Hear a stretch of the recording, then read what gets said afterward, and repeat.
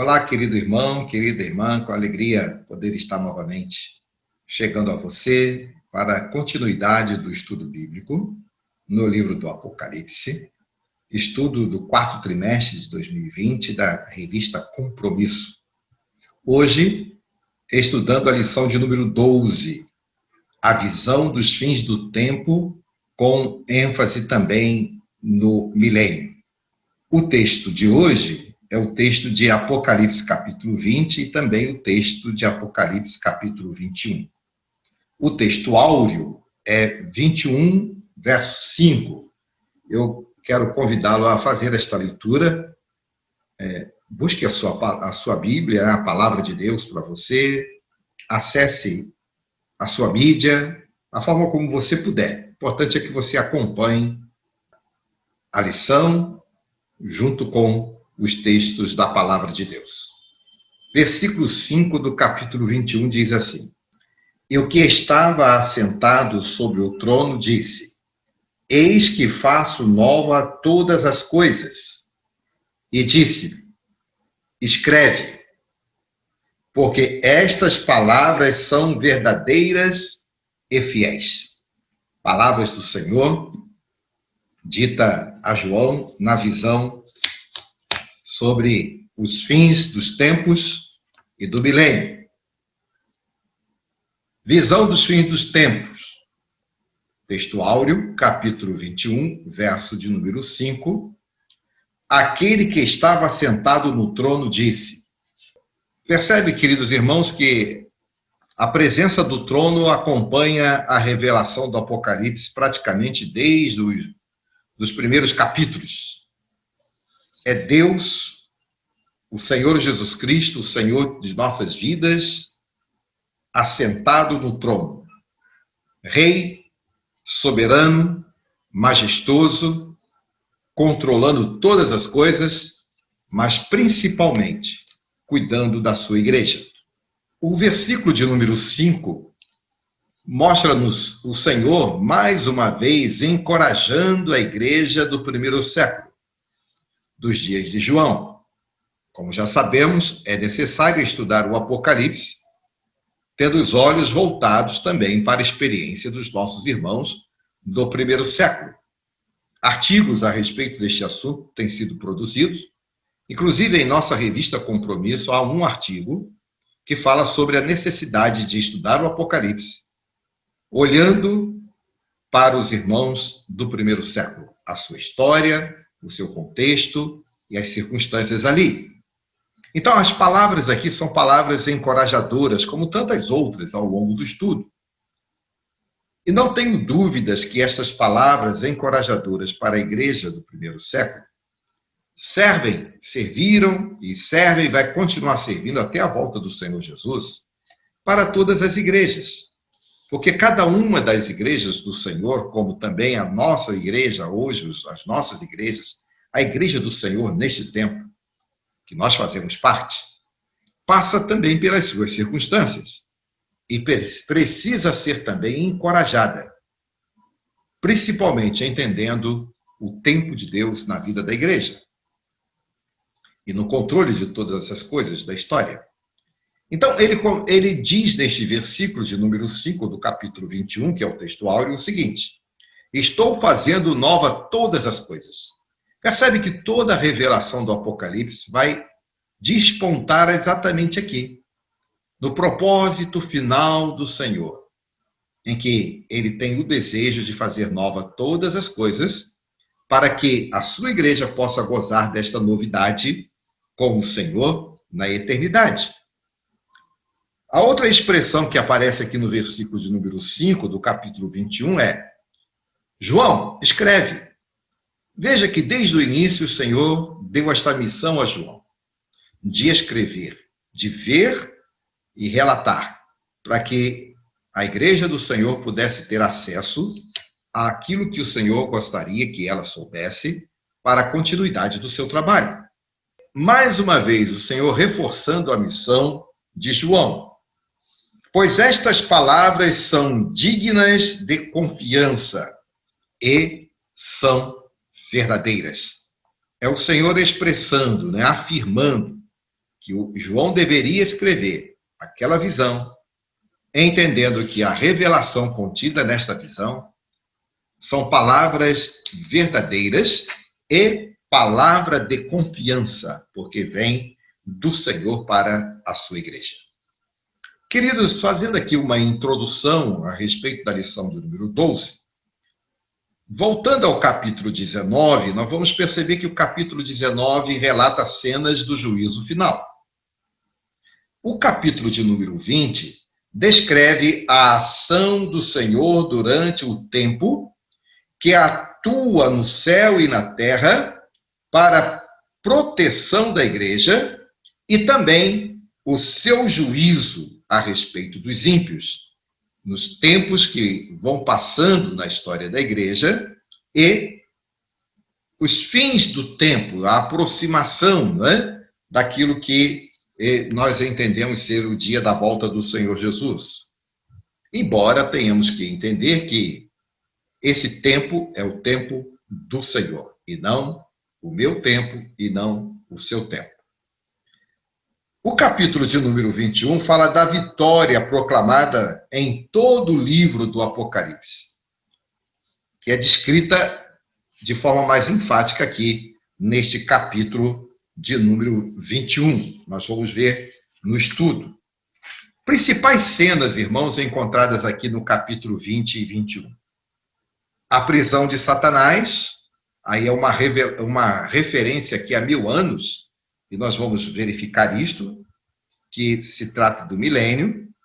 A primeira ressurreição, que significa, não é? Os bem-aventurados e salvos, sobre a segunda morte, o reinado com Cristo, da igreja com o Senhor durante o tempo do Senhor, uma referência à ressurreição, tanto espiritual, como a ressurreição também do último dia. Satanás tem liberdade controlada, quando trata aqui no texto a respeito da soltura de Satanás e sua derrota, entendendo que ele tem liberdade, mas a liberdade é controlada. Ele não tem toda a liberdade que pensa. Basta lembrar agora, passou-me aqui pela mente, eu acho que é interessante lembrar disso, que na experiência do livro de Jó, Satanás teve liberdade de estar tocando na vida de Jó, mas com restrições, e você se lembra disso, que o Senhor deu a ele limites, permitiu, mas com limites. Então ele não tem toda a liberdade assim como alguns querem pensar. Mas ele e seus seguidores serão lançados no lago do fogo e enxofre. É a derrota final de Satanás, narrada aqui nestes capítulos. E trata o juízo de Deus. E para o juízo ele está num trono, e esse trono é um trono branco. Há uma menção ao livro da vida, mais uma vez, a experiência, que João tem da visão de um livro. Fala dos céus para os salvos e fala também do inferno para os ímpios. Esses 2 capítulos vão tratar também a respeito do novo céu e a nova terra. Há uma menção interessante que veremos daqui a pouco. O mar já não existe. O que significa isto? Fala da Nova Jerusalém, a cidade santa, lugar da habitação do Cordeiro e da noiva do Cordeiro. Cordeiro, Jesus Cristo, e a noiva, a igreja. Fala da medição da cidade. O Senhor medindo a cidade. Esta ideia de medir significa que o Senhor tem o controle quanto ao lugar onde a igreja do Senhor habita. Primeiro, o significado do milênio. Esse é um assunto muito interessante e até discutido, não é verdade? Mas vamos pensar. Milênio, naturalmente você já sabe, mas vale a pena lembrar, tem uma referência à expressão, ao número 1000. Então, mais uma vez, o número aparecendo, não é? o número aparecendo. 10 vezes 10 vezes 10, né? 1000. São números simbólicos aqui. Isso não temos dúvidas, né? É um número simbólico. É um tempo indeterminado, embora longo, mas que se completa de acordo com os propósitos do Senhor, os propósitos divinos do Senhor. É um tempo indeterminado, longo, mas que está sob o controle do Senhor. O milênio, queridos irmãos, antecede a segunda vida de Jesus e não o sucede. Então, é interessante essa expressão, essa afirmativa aqui. O milênio antecede e não sucede. Tá? Então, é interessante essa expressão. E todas as colocações bíblicas a respeito do termo último tempo é uma retomada à visão de Daniel quando ele fala do último tempo. E quando nós vamos perceber os textos produzidos pelos apóstolos, que fala do último tempo, nós vamos entender, e fica claro que este último tempo, referido tanto lá nas profecias e agora aqui, fazendo referência aos apóstolos, é o tempo pós-Jesus, a partir da primeira vinda de Jesus até a sua volta. Então, o milênio se refere a este último tempo.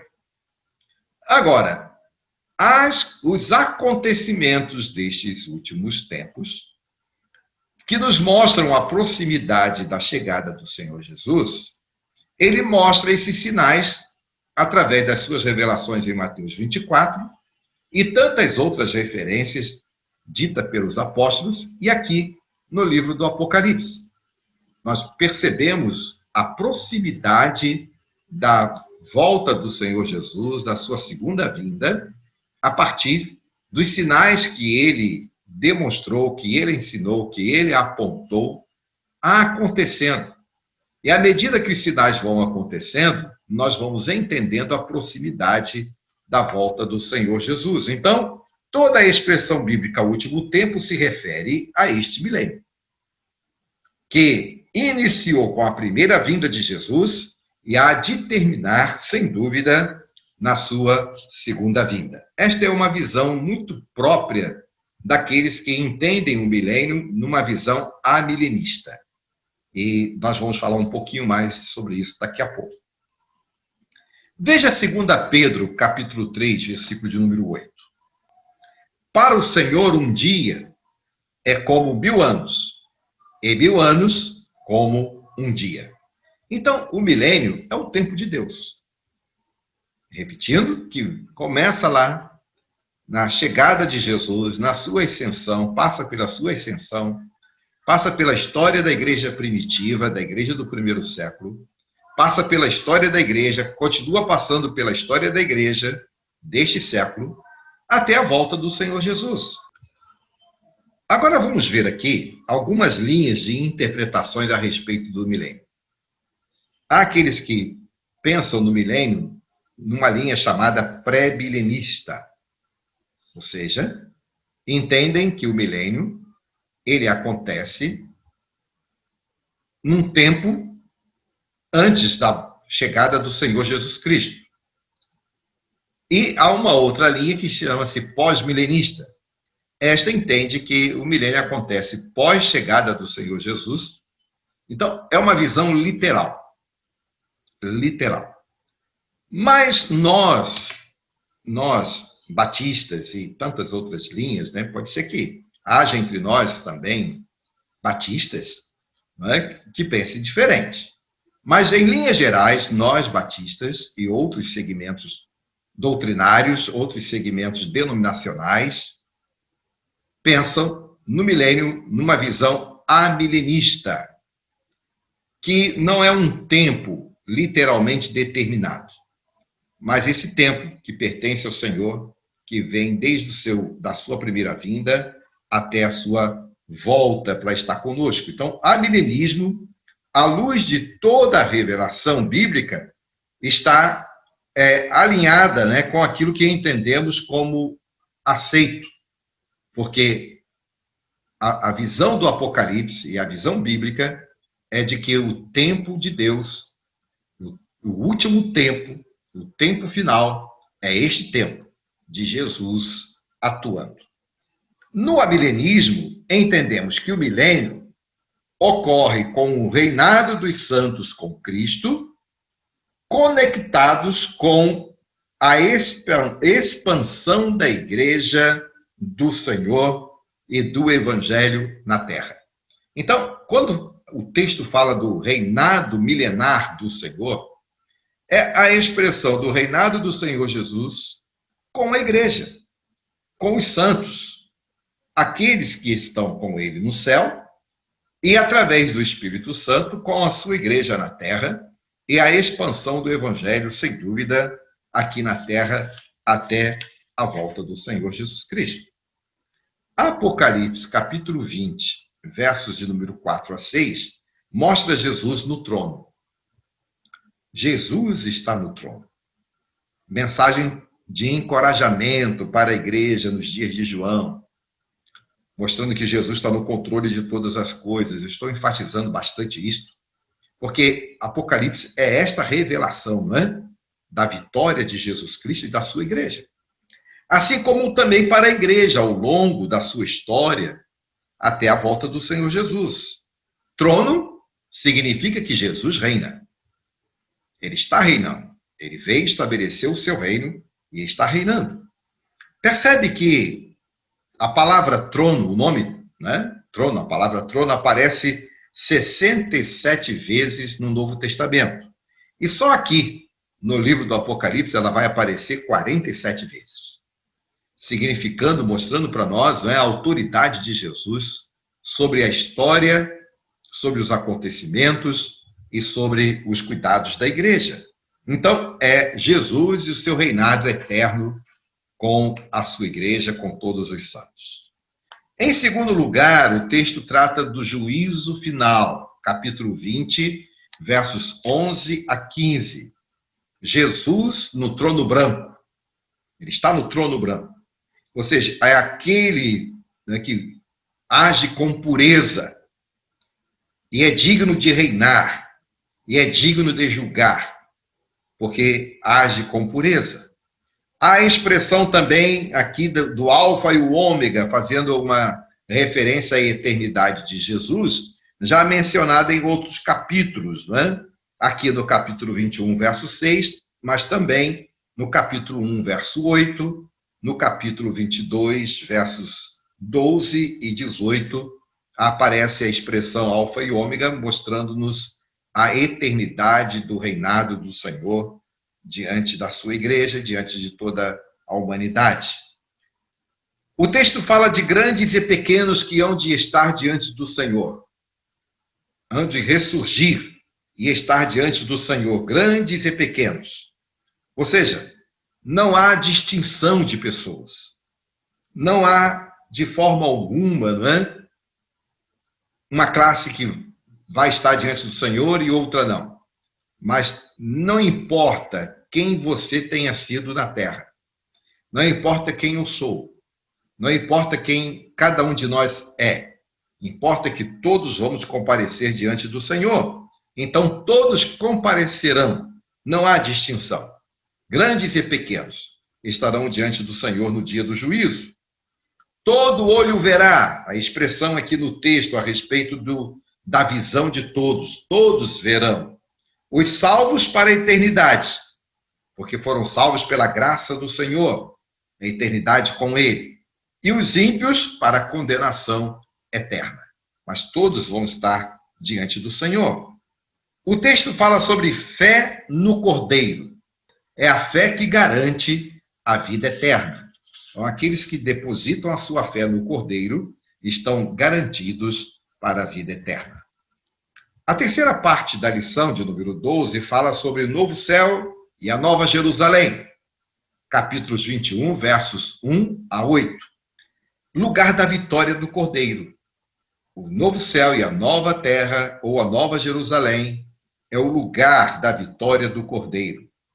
É o lugar onde os remidos estarão com o Cordeiro, onde os remidos estarão com o Senhor. É o lugar onde haverá plena comunhão dos remidos com o seu Senhor Jesus. Comunhão plena. É o lugar onde estarão aqueles que foram encontrados escritos no livro da vida. Mais uma vez a expressão livro.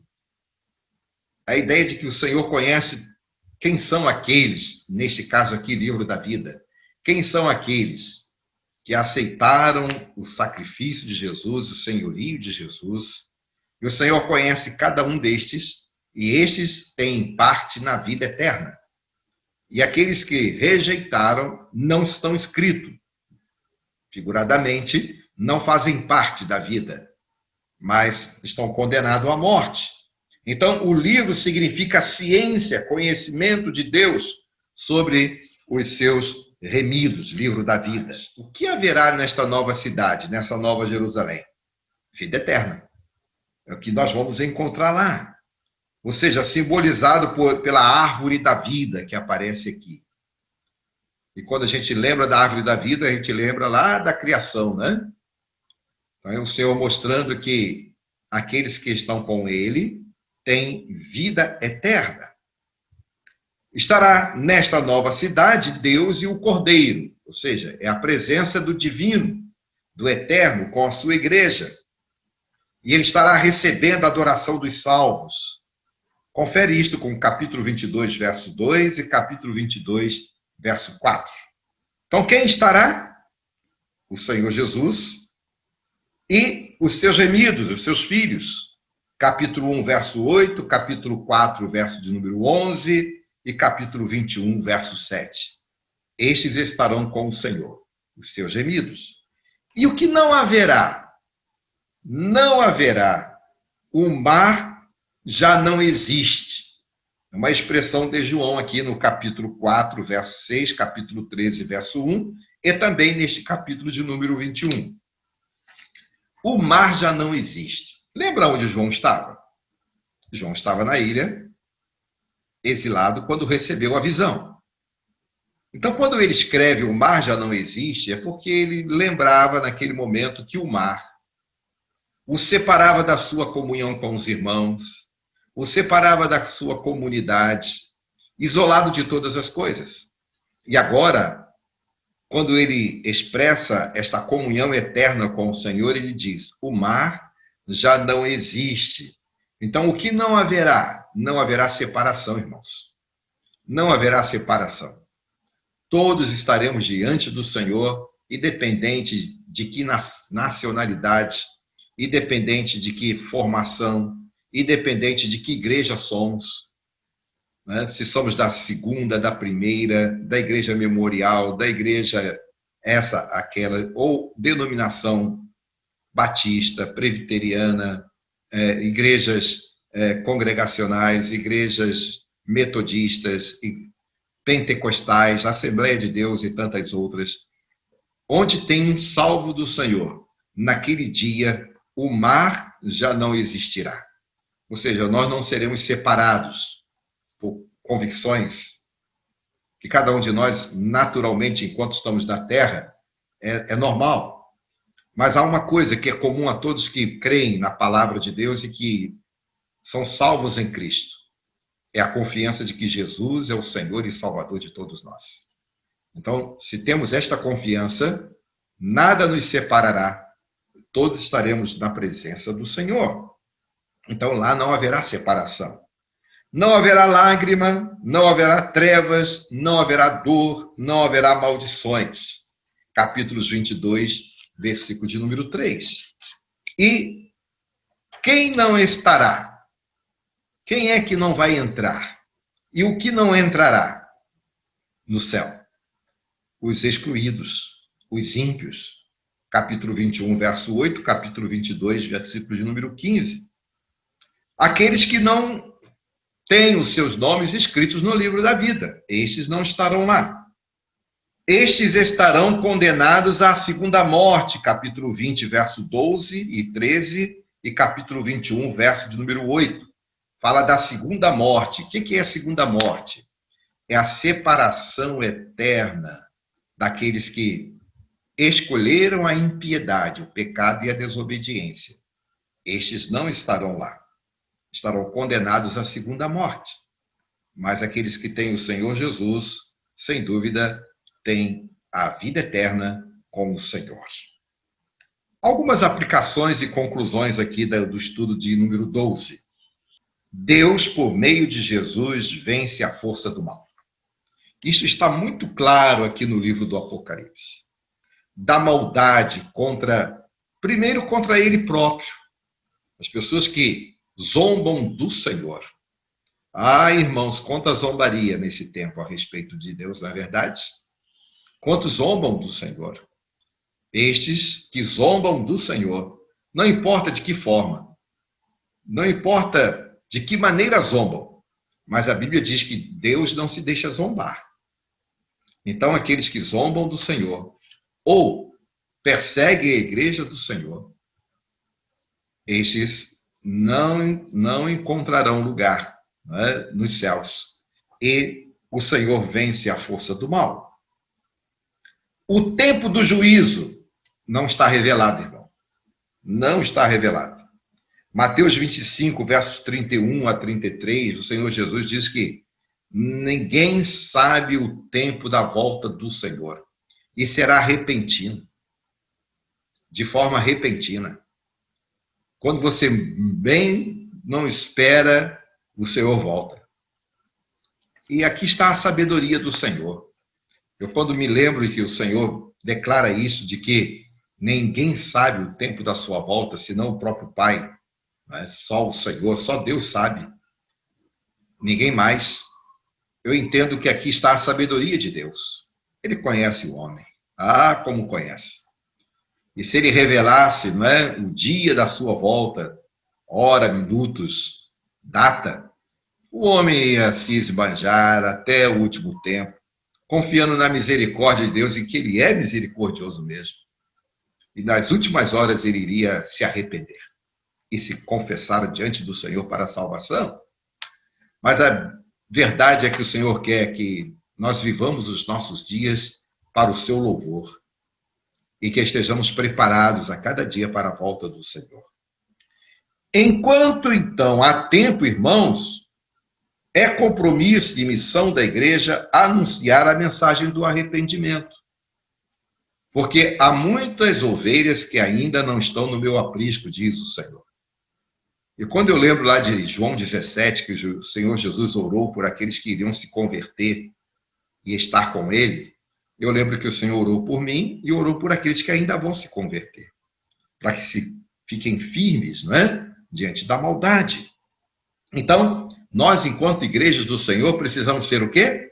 Trombetas de Deus, como estudamos em lições anteriores. Trombetas do Senhor, anunciando aos homens que o Senhor está para salvá-los, ainda para salvá-los, mesmo trazendo algum tipo de juízo, mas é para que o homem se arrependa e se converta ao Senhor. E os salvos estarão com o Senhor para toda a eternidade. E os ímpios, se ainda permanecerem na impiedade, partindo deste mundo, estão condenados à morte eterna, à separação eterna. E vindo o Senhor Jesus, se não houver arrependimento, aqueles que não se arrependerem também estão condenados para a morte eterna. Então, a visão dos fins do tempo mostra-nos o Senhor mostrando para nós a proximidade da sua volta. E o tempo do Senhor não é o meu tempo, não é o seu tempo. Mas a Bíblia nos garante de que o Senhor tem prazer em que sejamos instrumento dele para a pregação do Evangelho e que o homem se converta ao Senhor. Vamos orar? Ó Deus, muito obrigado por mais esta lição, obrigado por mais esta oportunidade. Concede-nos, ó Deus, a bênção de compreender e aplicar a tua palavra aos nossos corações. Abençoe os nossos irmãos, as nossas igrejas no Brasil e no mundo, nesse tempo que estamos passando por circunstâncias difíceis. Que o Senhor fortaleça a tua igreja.